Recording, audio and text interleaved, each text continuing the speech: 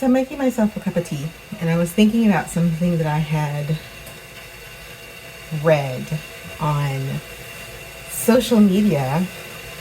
It was a question posed on Threads and having tea.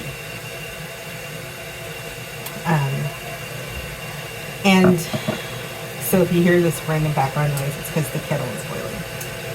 The question was, what do you find surprising about midlife, right? Because I'm in middle life. And I said, my wanderlust has returned with a quickness, or with a vengeance. When I was in my late 20s, I really got bit by this idea that I just wanted to see if there was something else out in the world. So, story time. If you're new here, this is A Life in Transition. I'm Dr. Sasheen. Click like, subscribe, and share. And if you want to support the channel, you can buy me a coffee. The link is in the description. Hang on, I gotta go stop the kettle.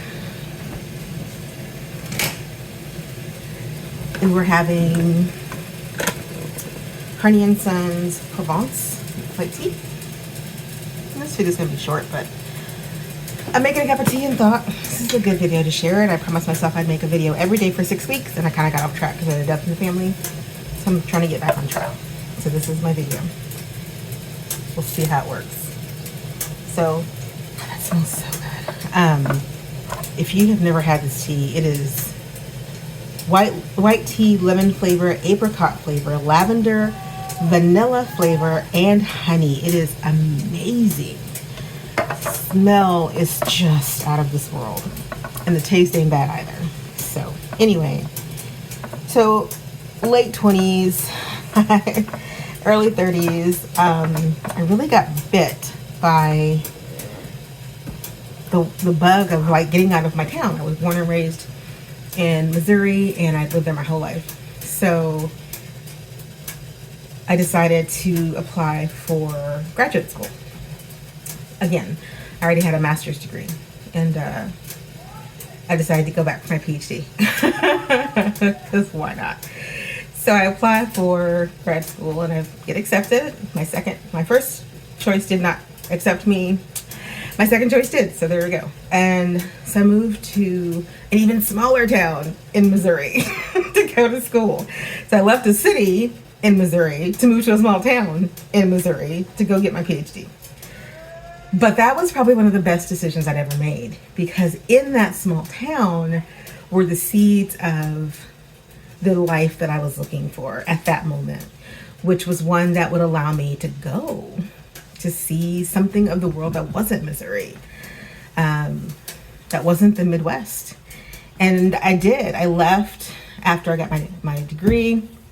I moved all the way to Puerto Rico, to an island in the Caribbean. And even in spite of some of the really hard adjustments, the one thing that stuck with me all of these years later was I'm an island girl at heart. Like the feeling of living in the tropics was amazing. Now, tropics has its issues, and I'm not going to sugarcoat that there were some problems while I was there. But there were some really amazing things while I was there. And it is so... Let me pour some water. Kettle. It's so me to decide that I'm just gonna go to an island, right? Which is weird. I say it's so me because I hadn't left Missouri, where I hadn't left my city my whole life. But in that life in Missouri, I also had bucked a lot of prevailing trends, right? Like, I didn't want to get married. I didn't want to have kids. I didn't want a big house in the suburbs. I didn't want any of that stuff. I wanted to see the world. I just didn't know how, because I wasn't raised in a way that showed you how to do those things. So, I made some mistakes along the way. I went to Puerto Rico. It didn't work out. Not all through any fault of my own. It just didn't work out. I moved there. From there came a choice and a decision. Go south, keep going towards the tropics, or go back to the mainland. back to a life that I kind of understood the dynamics of and wasn't so foreign for me. And so I picked the north path. But I contemplated just keep going. If it's not Puerto Rico, maybe it's Oceania, maybe it's Dominica. Maybe we pop over and it's Africa. Maybe we go to the Middle East. Like, I was applying for jobs in a lot of different places. And I actually had a few nibbles, but I was so scared to make that final leap away from a nation that I understood how it worked. Because I didn't have, like I said, I didn't have the kind of life that did that. Like, we traveled around the U.S., but I mean, the U.S. has a lot of pockets of different cultures, but it's basically the U.S.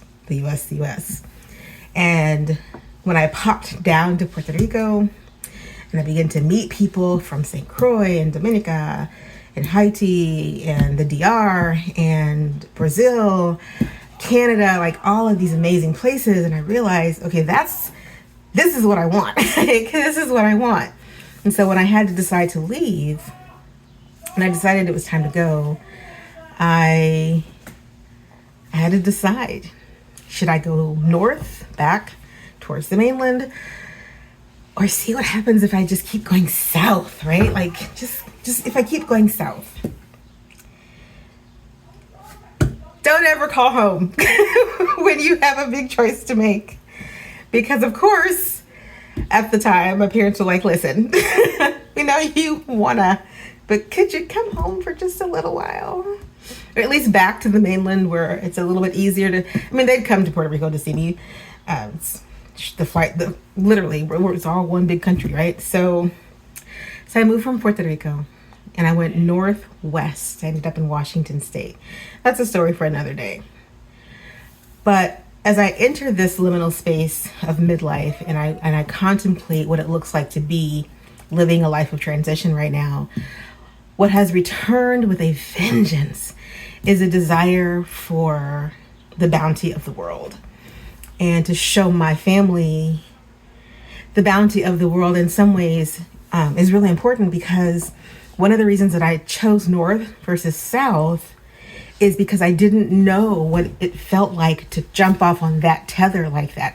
Even though my dad had been to overseas, he'd been to Asia, he went to Vietnam. But still, when you're in the confines of a certain structure, i.e. a U.S. way of living, even when you go places with the military, it's different than when you go places as a citizen of the world, trying to figure out your way through and not having everything necessarily handed to you as you go, because in the military, they make everything smooth, right? And a job helps to make everything smooth. So when I was contemplating it, I was looking for work, because to me, that was the best way to keep going, was to find a job. And it just so happens that the Washington job came through first. So I went to Washington. And many moons later, I'm back in the Midwest, back near Missouri, even if I'm not in Missouri. But I do think it's important. What is your north right now? Like, what is the north and south for you? Or the east and west? Because what I really wanted to do was go southeast, or keep going northwest to the point where I ran into a whole other continent. That's what I really wanted to do. But somehow life got in the way. And now life is still in the way. But yeah. Musings over a cup of tea on a rainy day from the middle of America. Where will the road lead next? I'm not even sure. But I do know I'm an island girl at heart. So we'll figure it out. If you like this, please subscribe to the channel and leave me a comment and let me know. Have you had that moment where you were facing two roads, where north leads, that North Star we hear about might have led to safety, security, acceptance, and love, but the South really calls you to safety, security, acceptance, and love in ways that you aren't sure you can imagine yet, but they're right there for the taking. Have you been in this position before? Are you in that position now? What would you do? Until next time, salud.